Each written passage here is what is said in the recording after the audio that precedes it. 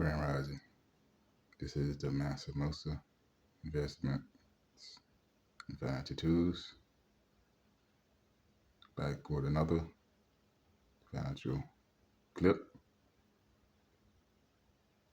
China, the boom is over, allegedly.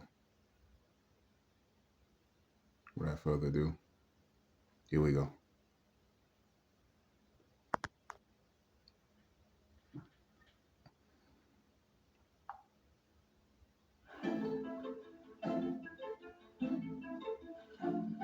China's economic growth was like nothing the world has ever experienced before. But now it's seeing a significant slowdown. There's the property crisis and all of the fallout from there. We're not expecting any meaningful recovery in Chinese property market in 2024. You're seeing deflationary pressures play out in China right now. This is the deepest and the longest deflation in China since 1998 Asian financial crisis. The stock market has lost some $6 trillion in value just over the last year and a half. You're seeing rises in unemployment, particularly among the country's youth. The challenge for the rest of the world is that this slowdown means China is now cutting back on spending. That means Louis Vuitton sells fewer handbags, Apple sells fewer iPhones, and Chinese funding on railways in Africa and ports in Europe dries up. Everybody from big multinational companies to ordinary people have been swept up in China's boom story. That's now coming to an end. In short, it's bad for the global economy. The question is, how bad?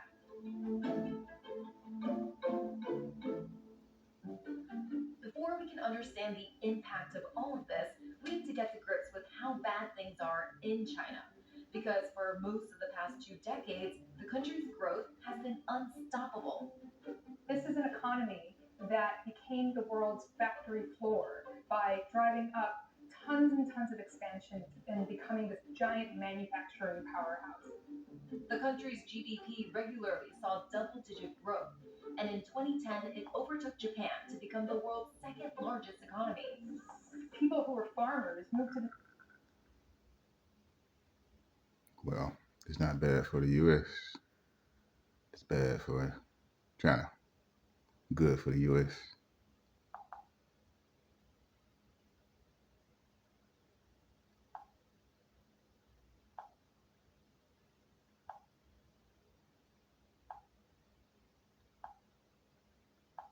cities and became factory workers. It brought tremendous amounts of wealth to all of these people, really just driving them up out of poverty and into this burgeoning, massive middle class. The rise of China's middle class benefited a wide range of multinational brands. Volkswagen, for example, sold over 500,000 cars in China in 2005. By 2019, it was 4 million. Apple's China sales went from almost $13 billion to close to $70 billion within a decade. By 2018, the cosmetics giant Estee Lauder relied on China for most of its sales growth. 36-year-old Stephanie has only known a surging China. She started working 10 years ago helping companies enter the Chinese market. She just assumed the quality of life would keep improving. 在几年前的时候，大家都是觉得，来中国都有很多的发展机会，收入的范围其实就是在3万上下。我到年底的时候，我可能想说，那我奖励自己一个包，就是这样。之前比较喜欢 YSL。 But then that boom story came to a halt. During the pandemic, China stuck to a strict COVID-0 policy that made local governments spend massive amounts of money on quarantine and testing, and saw businesses, factories, and entire cities shut down over a handful of infections. Geopolitics, especially tensions with the US, have exacerbated the problems facing China's economy. Former President Donald Trump imposed a raft of tariffs on Chinese goods. And the Biden administration's limits on China's access to chip technology, along with concerns about a possible conflict over Taiwan, have all meant foreign businesses have reduced their direct investment into China. And There you go. Y'all heard that? Tariffs make things slow down. All right, there we go. There's also the property crisis. This is an economy that was built up through this rapid expansion of infrastructure projects fueled by rapid buildup of debt among developers, among local governments. You've seen the government crack down on bad actor developers trying to rein in unnecessary spending or shadow debt, but it's created this massive confidence crisis within China. We've also seen that translate into weakness within the stock market. People flee the equities market under this fear that the economy is just slowing down too much. 上下车当心附近，请注意脚下安全。In 2023, Stephanie was let go when her employer decided to downsize its operations in China. 我其实从来没有想过失业这件事情会发生在我身上。我觉得这个事情是应该只是那些比如说有重大失误的这样的一个前提下，所以这件事情发生的时候，我第一个反应就是为什么是我 ？Stephanie is not alone. 我被裁员了。我被裁员了。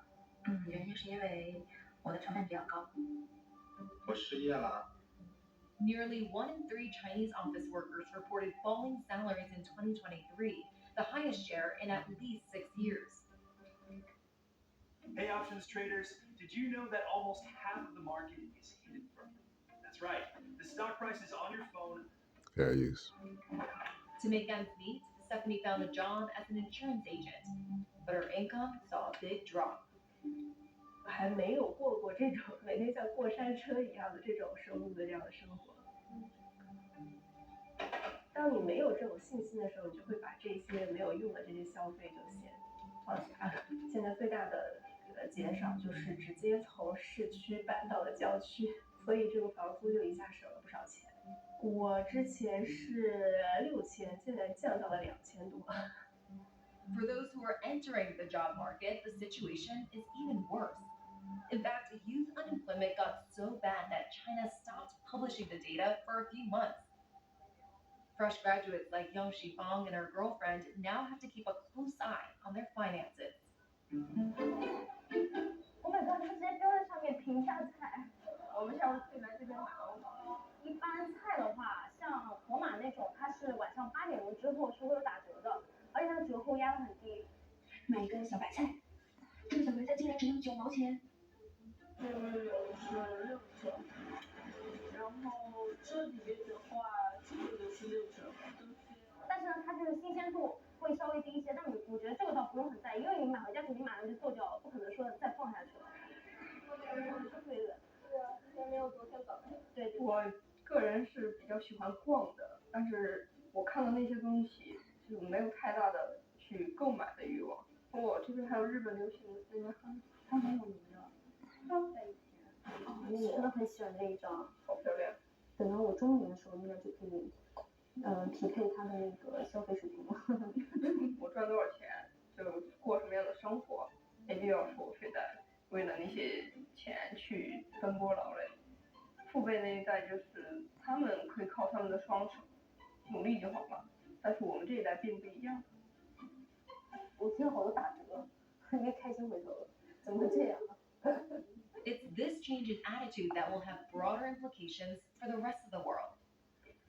All those companies that depended on China for much of their growth are going to have a way tougher time going forward. And that has implications for spending outside China too. We still haven't really seen that return to tourism to other parts of the world in the way that you'd ultimately want to see out of the China spender. And finally, there's the political piece, which has big consequences. This new economic reality in China is also likely to lead to this new political reality. The slowdown complicates things for President Xi Jinping, who's seeking to solidify his position as China's most powerful leader since Mao Zedong. 巩固和增强经济回升向好态势，实现经济行稳致远。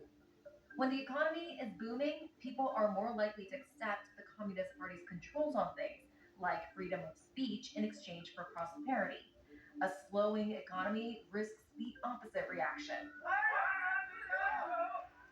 It also means China's influence outside the country may be curtailed, with foreign spending on the same scale as recent years becoming harder to justify. There are ramifications for US taxpayers too.